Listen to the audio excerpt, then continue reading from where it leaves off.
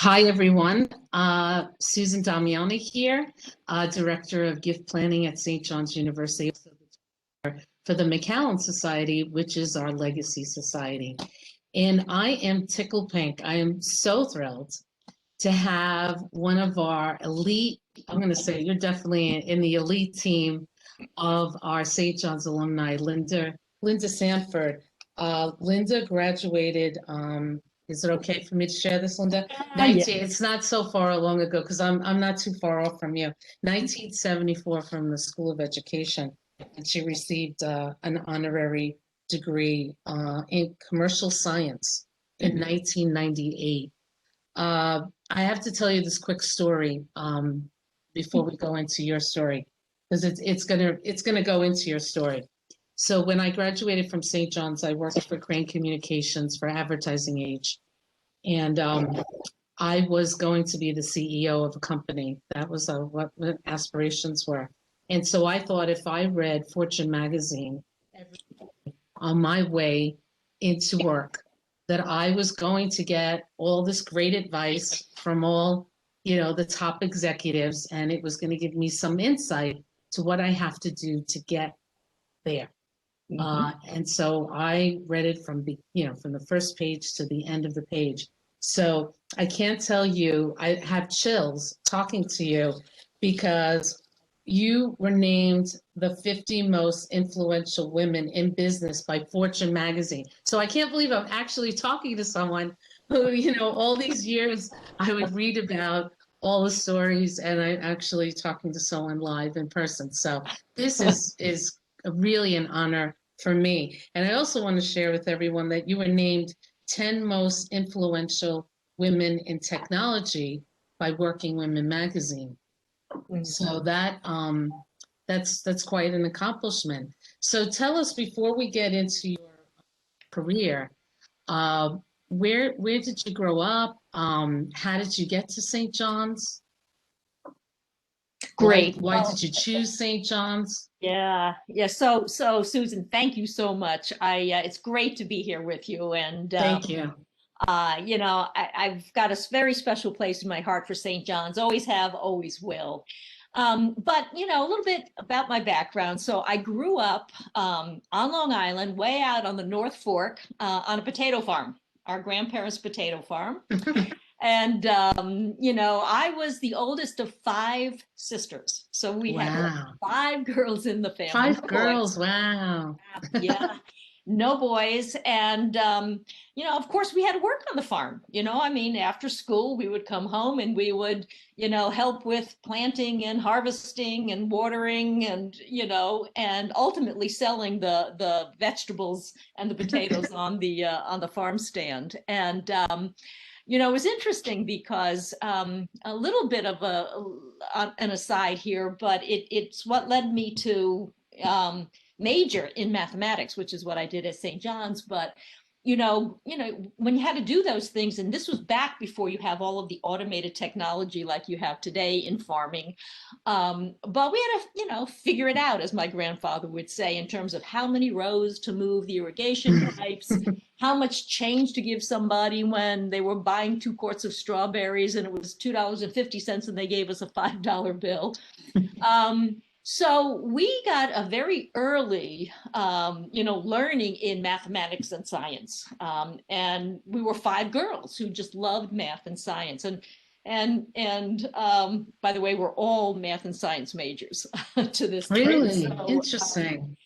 But, it was a great experience that we had. And, we lived right next door to our grandparents. And my mother was bound and determined, my mother and father both bound and determined that we would all go to college.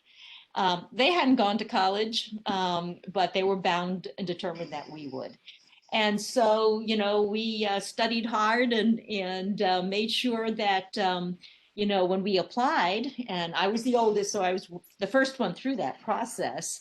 I looked at a number of different schools, kind of in the, New York area. And when I went to the campus of St. John's, I just fell in love, just walking on that campus. I fell in love with St. John's. And it had a great program. It had a great reputation. And more important than that, I think, or equally important to that, was when I walked on campus, I really felt welcomed. I felt it could be, my home away from home. And by the way, that was at the time when we had no dormitories. I was going to So say, so what did you do? yeah. Did you live close to campus? I hope you didn't commute because that's a long commute. No, it would be too long a commute. Yeah, So right. I rented a room, at a house across from Utopia Parkway. And Aw. so great family. And I had one of the bedrooms there. And I was there for Monday through Friday, and then usually would go back to Long Island for the weekend. But it was a great place to be, and it felt good walking on that campus. And I have to tell you, the same thing, I get exactly the same feeling today. There's something inherent in, the spirit of St. John's and the Vincentians that just permeates the entire environment. So even today, when I walk on campus, people are holding the door for you, or saying good morning, or Right. saying thank you, which Mhm. you don't always get in many places. It's true. So I wanted to go there, but of course, the big decision was, could I get a scholarship?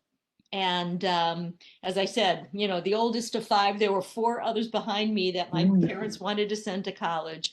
And I was very fortunate to get a full scholarship for all 4 years at St. John's. Wow. And I'll never, forget how thankful we all were.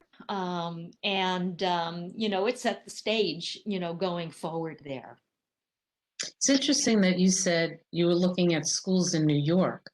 We all Yeah. know now students immediately always think about leaving the state that they reside in.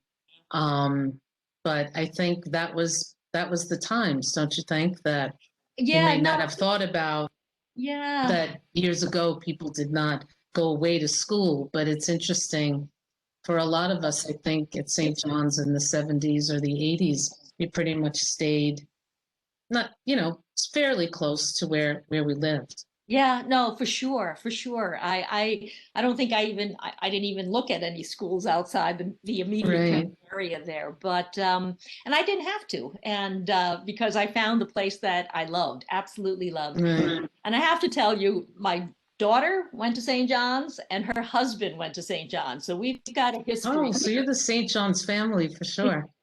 Yes, yes, And yes. it's funny, I wanted to share this really cute story with you. I don't know if you're aware, but every summer I plan a society party out at Clovis Point Vineyards. No way. Yes, not too far from where you grew Oh, up. exactly. And for the pandemic, unfortunately, we did not have the party over the summer. So what we did was we went out there and we took some footage, and we had a virtual event with one of the winemakers there. And we thought, just to make it a little interesting, that we would just tour that road. And we went to the famous farm that's over there. And we stopped in it was in Jamesport. Yeah. And I'm trying to think of the name of the store. Like it's called, Peerless's. no, Oh, it's called Jamesport, I believe. the The James store, store. Yes, yes, the yes, Jamesport store. yes. And we go in, and I asked the owner, he's like, "Oh, what are you doing?" I said, "You know what? Would you mind? Could we, can we interview you real quick? We're just like highlighting some attractions that are on the road." And I explained to him what we were doing for St. John's University. When we start touring, when we start interviewing him, he goes, I know someone who used to be on the board of St. John's University. And I'm like, really? Who? And he's like, Linda Sanford. She grew up right down the block. I said, no matter where I go, there's always somebody that knows, St. John's person, and it's such a small world. So I thought that was so cute. So when you Oh told my me I was goodness. waiting for you to say where you grew up, and I was like, I already knew that because the owner of the Laurel, James Park. Laurel, right next to Jamesport. Yeah, and he said he knew your family and all of that. It was really cute. And really cute store. I would Oh, encourage it is. anyone, if you're out there, to go to the store, because he was such a lovely man and just really nice, Oh, just willing to help I'll have us. to stop in next time I'm out there. And Yeah, I'll send you the video yeah, because he's like, Linda Sanford. And I'm like, Linda Sanford. I didn't realize that you grew up on the North Fork. What a fun place to grow up, like you said, with it the is. farming and Yes, you know. yes. And you know, Susan, what's nice about it, even to this day, it has stayed rural, pretty much rural, and It's true. It has. everybody Yes, wants it to be I'm that way. It's sure. not so much the farmland, but now vineyards. So it's still Yes. farming. It's just, Hmm. grapes Different for type of wine. farming. We went from Exactly. potatoes to grapes, right? Exactly. That's great. Exactly. But let me ask you, you had such a stellar career. You're retired several years from IBM. I think you retired in 2014. Yes. Senior vice president, correct? Yes. And what was it? Almost 40 years? Were you with 39. I 39? think 40 sounded a little too long. So Right, I yeah. 39. Almost 39. That's incredible. That's amazing. Yeah. What brought you to IBM? Well, it's interesting. Again, when I go back and I look at the connection to St. John's, as I said, I majored in math in the School of Ed when I was at St. John's because math was just in our blood. But while I did, get my certificate in education, I just kind of thought, I'm not so sure how patient a teacher I might be. And I've known wonderfully patient teachers, and they set a high standard for me. And so I went to the head of the math department at St. John's and I said, what else could I do with math? And so he said, here's a book. I want you to read it this weekend and come back on Monday and let's talk about it.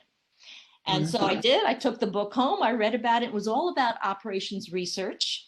How do you, it was the usage of math, data, and analytics in order to serve and solve real world problems. And so it was the application of mathematical principles. And I love Sounds the thought of interesting. that. I'm like, I got to go. So I went to RPI to go get my master's in operations research. And then from there, I went right to IBM right when I graduated with my master's, and I started doing a lot of data and analytic work in the engineering departments at IBM for 39 years. Yeah. What a great professor. He really Yes. he really zoned right into your talents. He That's was. fantastic. And your parents totally prepared you for this job. This is Yes. perfect. That was perfect for you. Yes, That's it was. great. Yeah, and And I had the great fortune to work with so many great colleagues, and I mean, I felt like it wasn't like, and again, speaking of how things have changed from, things like dorm, or universities near you where you grew up right. versus, cross country. Hmm. The same thing, with careers. I mean, a lot of people in today's world move from, job to job, different organizations. And I was at Right. the same one for 39 years, and I never felt I was doing the same thing. It was always That's another great. challenge, Hmm. another opportunity, Right. and it was terrific. Did you have to do a lot of traveling for that job? I did. I traveled Mm. all around the world. Wow. Saw so many wonderful places. I want to go back. After I was kind of getting ready to start going back to some of the places I wanted to spend more time Hmm. actually, That's visiting and great. touring. But then the pandemic hit. But it'll come back again. And I'm curious because again, reading Fortune magazine, when you started at IBM, did you ever think that you would be senior vice president, or moving up the ladder? Did you feel, yeah, I'm going to get to that next level? I would say I certainly had aspirations for that. Hmm. My parents, again, as with all of us, told us to reach, for the stars, keep going, but work hard. Hmm. Always work hard and deliver results like we have to do on the farm. You had to make Right, sure right. the vegetables grew when they were ripe, and then good things hopefully will come. And I was very fortunate to have wonderful mentors along the way, who I think the most important advice, I'll never forget this, that I ever got, which has stayed with me to this day, is to, this was it was a male manager. I think it was my first or second manager in the company. And he said, Linda, at the end of the day, always be yourself. Always be yourself. And that to me was such great advice, because if you feel like you have to step outside and put a different face on before you go into the office, that's hard to do. I mean, Yes. it's hard to do, and not that much enjoyable in any business or any career. So it was. I had the opportunity to try new things. Things, I started out typewriters and printers and copiers. And then, when IBM had hit the proverbial brick wall back in the early 90s, and it was our mainframe business that had kind of fallen behind, I was plucked to go and transform that business. And that was a game changer for me. And again, just the grit, the perseverance of doing it, being myself, bringing in ideas from everybody in a very broad business. It was just a terrific experience. And when you finally got to senior vice president, this is another curious question I have. Was it anything that you thought it was going to be? And was there any surprises? That's a really good question. But no, I don't think it was any surprises. I mean, I grew up in the company, so I knew everybody around me, and I felt comfortable, and they felt comfortable working with me. I would always, one of the things I did, Susan, every night from day one at IBM, was, even though I was in engineering, at the end of the day, I would go to the manufacturing floor and walk the floor in order to see, are the things we're designing and developing, can they be built? Do they really work? How does it gonna, and get feedback from the people, who are closest to the action. And that's how you know whether this is something that is going to help and going to be a real solution here. And I did that every job I had until we started, as long as manufacturing was there. So as you know, for a while, manufacturing was moved to different locations around the world. But I think that allowed me to have those kinds of relationships to this day. People, I mean, I have great friends across the entire company that, I believe were very not only supportive of me, but very comfortable, and I could feel comfortable in engaging with. So didn't matter what level, I wanted to talk to everybody who I knew had a point of view and some experience and whatnot to get the job done right. So I'm not surprised you're a senior vice president. You sound like an excellent manager. Do you find, now you just even mentioned that it is unusual nowadays for someone to be in a company for so long. And this is my personal opinion. I think sometimes we don't respect experience. Experience equals cost to companies now. So I think younger people probably see that there's not the loyalty there that used to be with some companies. And I think for me, again, personal feeling, I feel that's why younger people feel like they don't need to stay with one company. Why? Because if you stay a long time, they might say one day goodbye, sort of thing. But what's your feeling about people working for a company for a long period of time? Do you think there is an advantage? Because from what you're saying, it sounds like it really made you even a better manager because you understood the inner workings of the company. I actually think we're going to see this thing starting to rebound back into that space. I really do. And I'm hearing this happening with several businesses right now, because one of the things you know, one of all the jobs I had, Susan, were actually transformational jobs in IBM. You know, whatever the business was, it needed to change and transform itself. Now, back in the early days, change was happening very, very slowly, and you could kind of work your way through it and not have to jump into something too quick or too fast. Today, fast forward, things are transforming all the time. A lot of it enabled by, you know, technology. Technology, yes. But even look at this pandemic. It is thrown a complete, you know, left turn at you, and you have to be able to respond. So at the end of the day, it's all about, you know, transforming an organization in order for an organization to keep being viable and relevant and moving forward in a successful way. Now, one of the things I learned when I stepped back and looked in the past, in the rear, to see what is the thing I learned throughout all of the businesses, and it really was about transformation.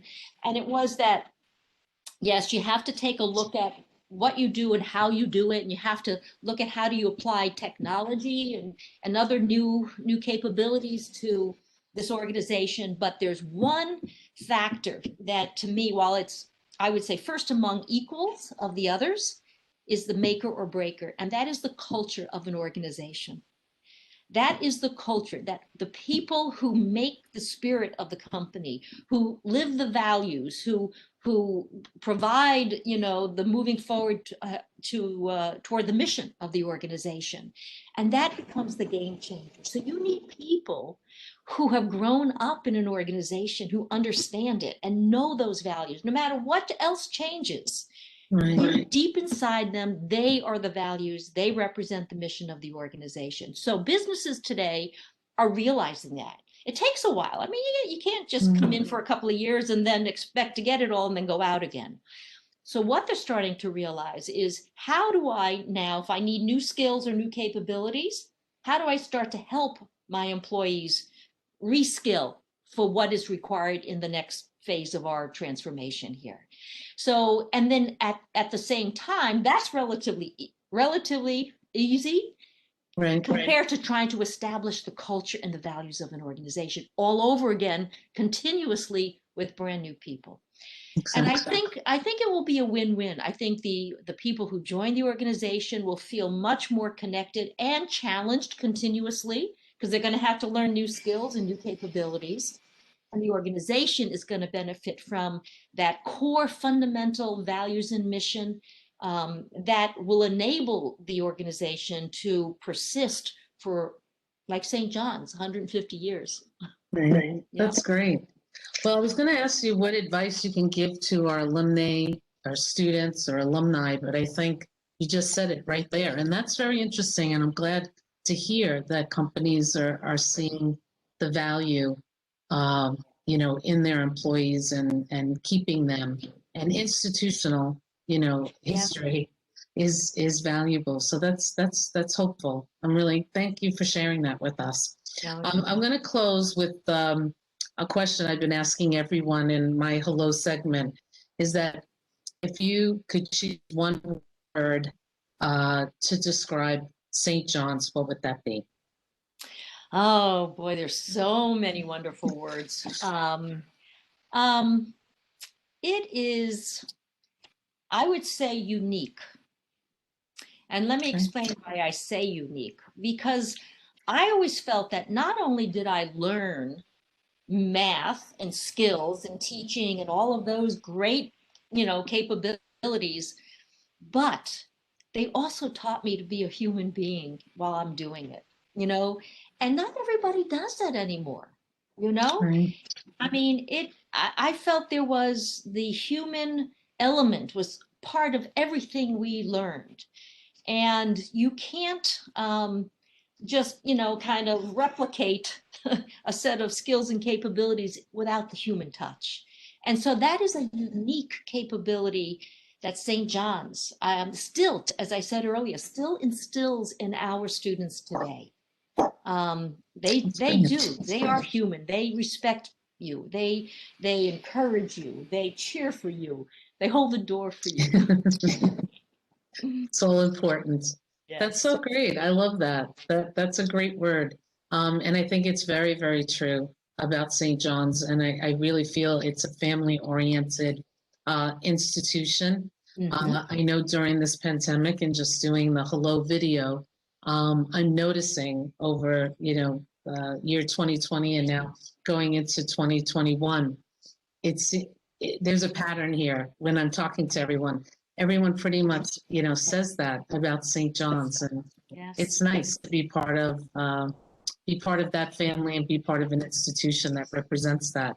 So thank you. I really enjoyed the conversation. If everyone that's listening and watching, if you want to hear more from Linda Sanford, she has agreed to be on our panel March 30th, the grand finale of our Women's History Month, and it's called Women Empowering Women. And we're going to discuss, the issues that face women in our personal lives, in our professional lives. And you can see already from what Linda is saying, she's going to share a lot. You have great wisdom. And what I really love about you, Linda, is that you don't forget where you came from and you really value your roots and value what your parents instilled in you. And I think that's what made you such a fantastic senior vice president and why you've received all these accolades just from talking to us, for this short time. I can see why. So I'm very proud to be an alumna because, I'm associated with such a great person that I'm talking to today and that you're part of St. John's. So thank you so much. Really, I appreciate your time today. And everyone. The pleasure, the honor, Susan, is all mine. I wouldn't be Thanks, Linda. without family, and family includes St. John's. So thank you. Yes, thank you. And we hope to see everyone Tuesday for our power hour. I will have to note that it's not at 1:00 as our regular scheduled time. It's going to be at 7 p.m. We have a wonderful holistic physician that heads up the Comprehensive Center for Women Health in Chicago. She's wonderful, Dr. Vesna Skoll, and she's going to go through all the decades of women and what we should, pay attention to with our health. So I think it's really going to be a fantastic discussion, and I hope you join us. And then again, I hope you join us for a Women Empowering Women panel discussion. That'll be on March 30th, again at 7:00. And we're also going to have breakout rooms. So it's going to be an interesting discussion. So I hope you join us. And thank you again, Linda, for volunteering and sharing your time as always. You're always so good to St. John's, and we appreciate it. So thank you, everyone. Have a wonderful day. Thank you. Bye-bye. Bye.